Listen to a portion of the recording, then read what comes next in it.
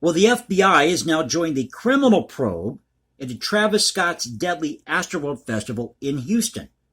And this comes to us by way of KHOU 11. It says here, after 8 people died and hundreds more were injured, the FBI is launching a criminal probe into Travis Scott's Astroworld Festival performance. And Houston was still shaken 72 hours since Travis Scott's Astroworld Festival turned deadly, with 2 key questions still swirling.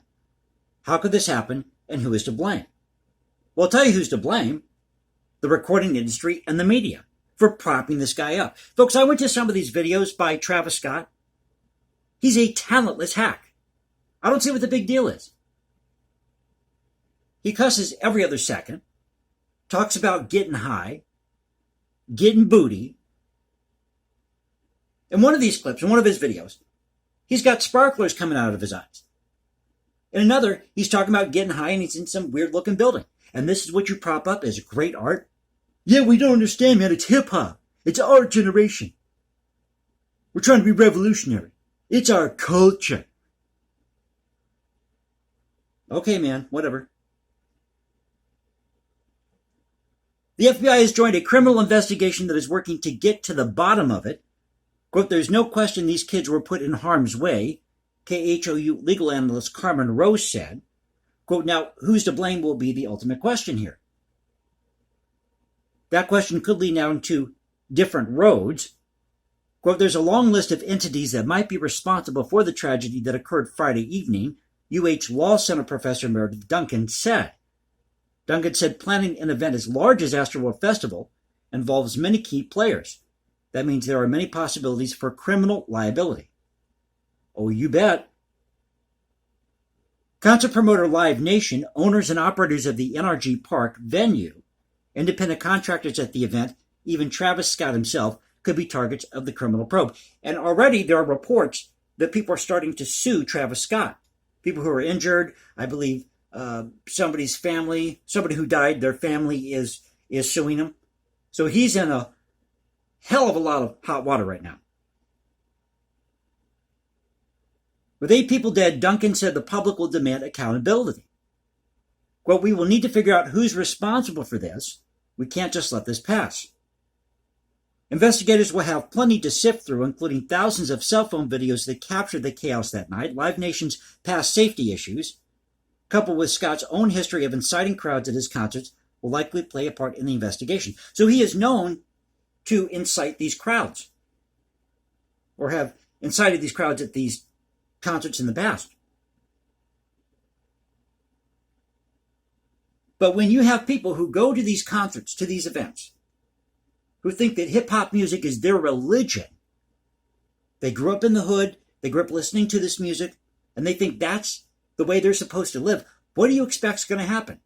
Oh, I don't know. What happened Friday night in Houston? And I saw like a 10-minute clip from a guy here on YouTube who was at the concert. Folks, it wasn't just elbow to elbow, it was arm to arm. So arm to arm, elbow to elbow, you couldn't move. I mean, just watching this video, you would get dizzy.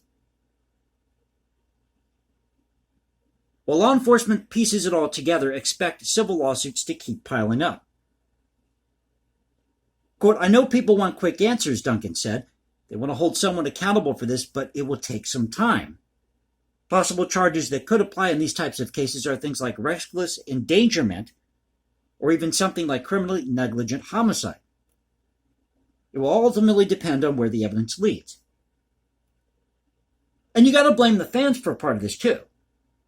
I mean, yes, Travis Scott needs to be held responsible, and he is, to his credit, he is stepping up to the plate. He's even offering to cover the funeral cost of the families who lost loved ones at this event. So I do have to applaud Travis Scott for stepping up to the plate here. But part of the blame is on the fans for storming these barricades, 3-4 hours before the concert started? Because they had to be there, because you see, this is hip-hop music, and it's historic. It's our culture. We're changing history because it's our culture. It's hip-hop.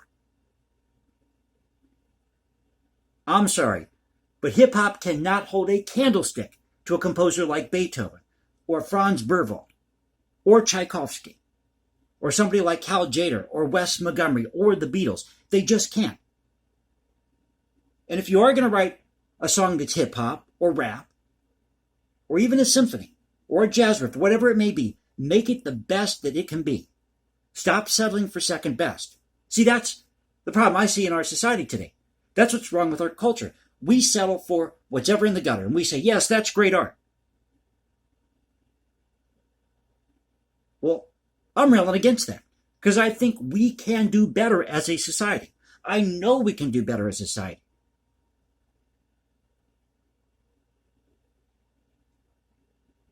Did I say as society? I meant as a society. Getting a little too excited here. But this just burns me up. I'm sorry. This burns me up. What happened Friday night? There was no excuse for it. It did not need to happen. Stop. I don't treat listening to the music I listen to like it's a religion. I enjoy the music because it's great music. This past weekend, I was listening to the symphonic poems by Antonin Dvorak.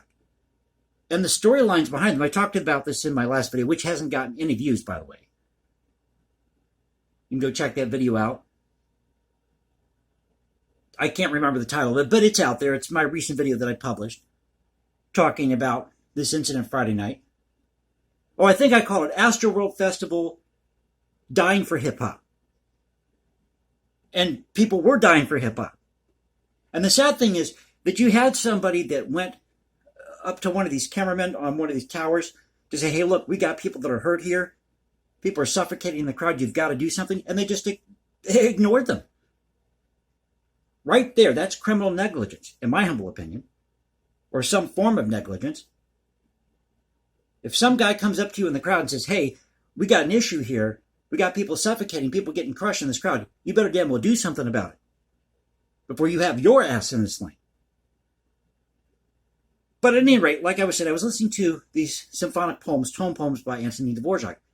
And you go back and you read the story behind these pieces of music. The storyline, or these stories were written by a guy named Urban. And these were not the nicest stories. Like the Water Goblin, where the daughter is told not to go down to the river because of the Water Goblin. And she does anyway, and the Water Goblin captures her and puts her at the bottom of the river or the lake, whatever it is. And then he releases her, but says you have to be back by the time that the bells chime, and if you're not, then, there's going to be some severe consequences. And at the end of the story, spoiler alert, end of the story, he throws the dead child against the door of the family. Or the golden spinning wheel. Yeah, some of these stories like Cinderella, there's and I talked about this in my last video, there is a Chinese version, if I'm not mistaken, of Cinderella, where one of the stepsisters cuts off part of her foot to make it fit into the slippers so she can marry the prince. So some of these fairy tales were not the best. They weren't the prettiest stories. We've kind of dressed them up over time, but 23, 24 blackbirds baked in a pie was not just 23 or 24 blackbirds baked in a pie. It had a double meaning. But see, people could do that back in the day. You could create a great piece of art while talking about something that was kind of risque or taboo to talk about in society. Pardon me. So I thought I'd come here and share this article with you because, folks, this is a crucial moment in our culture. We can do better. We need to be doing better as a society so that you don't have events like we had Friday night. And people don't think that hip-hop music or this type of music or that type of music or whatever form of art they're into is their religion. So don't forget to click that like button, subscribe, hit me up on Instagram at #JasonComposes, leave comments below, and now you can reach me at Twitter, Cultural Confederacy at Twitter.